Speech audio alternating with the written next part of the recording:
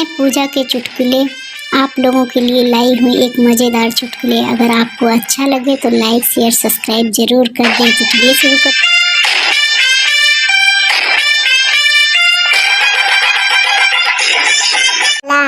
यार, मैं चाहता हूँ कि जब मैं मरने लगूं तो भगवान मुझे 5 मिनट और दे दे। बंटी बोला, क्यों? तू अपने पापों का प्रायश्चित करना चाहता है? पप्पू बोला, अबे नहीं, मोबाइल भी तो फॉर्मेट करना पड़ेगा, नहीं तो मरने के बाद भी घर वाले गालियां देंगे।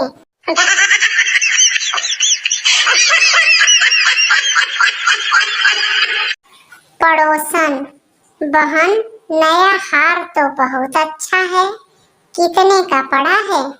दूसरी महिला, ज्यादा नहीं, 2 दिन की लड़ाई, 1 दिन की भूख हड़ताल, 2 दिन का मौन व्रत और बस थोड़ा सा रोना धोना। पड़ोसन बोली, वाह, क्या गजब का आइडिया दिया है बहन।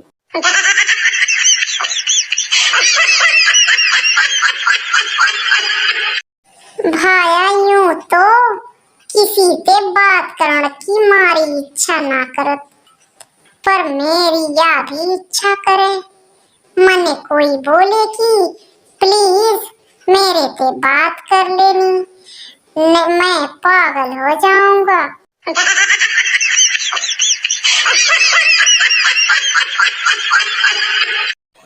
अध्यापक बोले, पप्पू तुम बहुत ज्यादा बोलते हो। पप्पू बोला, ये हमारी खानदानी परंपरा है सर। अध्यापक बोला, क्या मतलब तुम्हारा? पप्पू बोला, सर मेरे दादाजी एक फेरी वाले थे और मेरे पिताजी एक अध्यापक। अध्यापक बोला, और अपनी माँ के बारे में बताओ। पप्पू बोला, सर वो एक औरत है।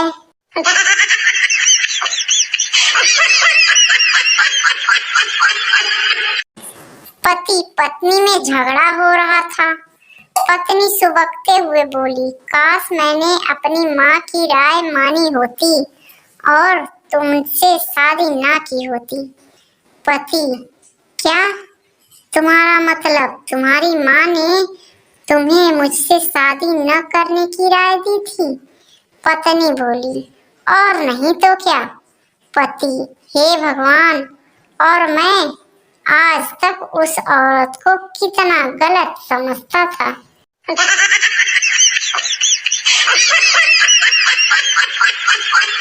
पिता, अगर तू फिर परीक्षा में फेल हुआ तो मुझे पापा मत बोलना रिजल्ट के बाद। पिता, तुम्हारा रिजल्ट कैसा रहा बेटा? पुत्र बोला, दिमाग खराब मत कर गिरधारी लाल, तूने बाप होने का हक खो दिया है।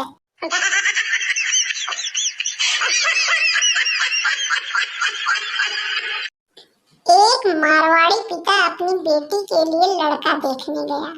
उन्होंने लड़के के पिता से पूछा, छोरो काई करे है? लड़के का पिता बोला, सीए है।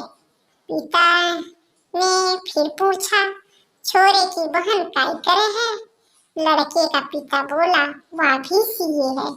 उन्होंने फिर पूछा, छोरा की माँ काई करे है? उन्होंने फिर बोला, वह भी सीए है। लड़के का पिता बोला, मतलब आप भी सीए होंगे?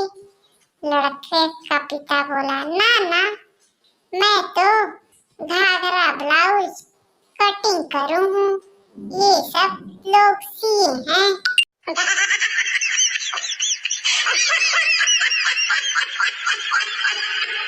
सरदार अपनी बीवी के साथ टैक्सी में बैठा।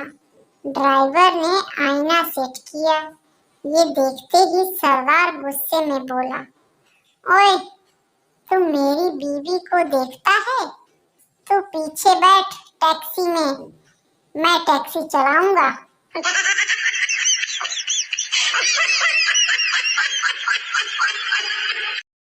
2 दोस्त नशे में धुत रेल की पटरियों के बीचों बीच जा रहे थे। पहला बोला, हे भगवान, मैंने इतनी सीढ़ियां पहले कभी नहीं चढ़ी। दूसरा बोला, अरे सीढ़ियां तो ठीक हैं, मैं तो इस बात पर हैरान हूँ कि पकड़ने के लिए रेलिंग कितने नीचे लगी हुई है।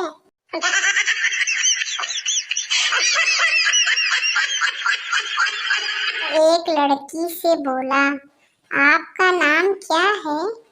लड़की बोली, पहन कर बताऊं या दिखाकर? लड़का बोला, क्या मतलब? लड़की बोली, पायल। लड़की बोली, और आपका? लड़का बोला, आप दोगी या मैं देकर बताऊं? लड़की बोली, क्या मतलब?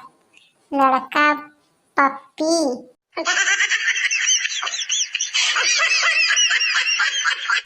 कोलगेट से दांत साफ करें, पेप्सोडेंट से मजबूत करें, क्लोजअप से फ्रेश करें, और अगर फिर भी सफेद ना हो तो हार्पिक यूज करें, क्योंकि हार्पिक देता है 5 गुना बेहतर सफाई।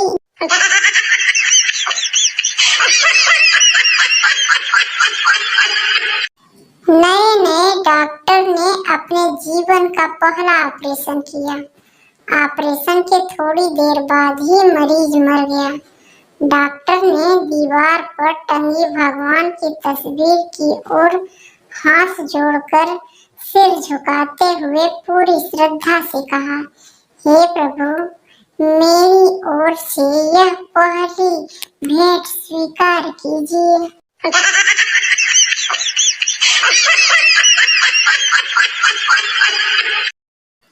पत्नी पति से बोली, तुम सामने बैठे कबूतर और कबूतरी को देख रहे हो? कितना प्यार कर रहे हैं, आपस में चोंच डालकर, और एक आप हैं। पति बोला, तुम इन्हें कब से देख रही हो? पत्नी बोली, पिछले 1 घंटे से। पति बोला, और मैं पिछले 7 दिनों से यह कबूतर देख रहा हूँ, रोज एक नई कबूतरी लेकर आता है।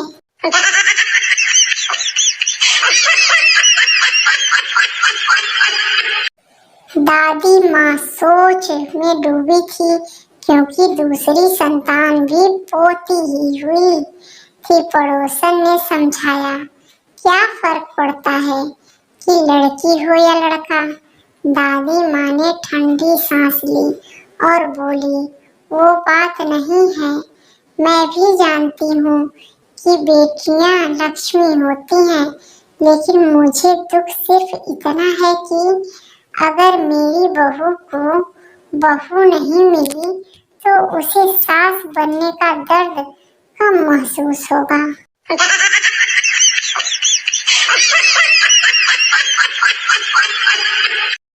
पप्पू की कठिन तपस्या से भगवान प्रसन्न होते हुए बोले, 2 वरदान मांग लो वत्स। पप्पू बोला, संसार की उच्च कोट की ड्रिंक और सबसे अच्छी महिला। भगवान बोले, तथास्तु, और उसे गंगा जल और मदर टेरेसा देकर अंतर्ध्यान हो गए। मोरल के अनुसार आपका निवेश बाजार के जोखिम के अधीन है।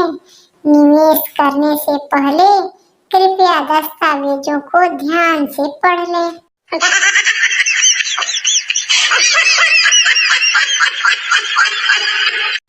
पति को भरपेट खाना खाए हुए आधा घंटा ही हुआ था।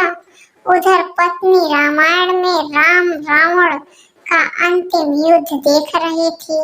तभी पति ने पत्नी को आवाज लगाई, भूख लग रही है, कुछ बना दो। उसी वक्त विभीषण जी टीवी पर बोले, इसके पेट पर बाण मारो प्रभु।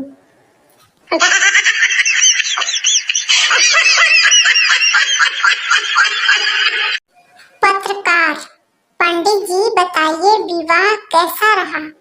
पंडित जी, अद्भुत विवाह, जहाँ 33 करोड़ देवी देवताओं ने आशीर्वाद दिया और 33 करोड़ लोगों ने चंदा।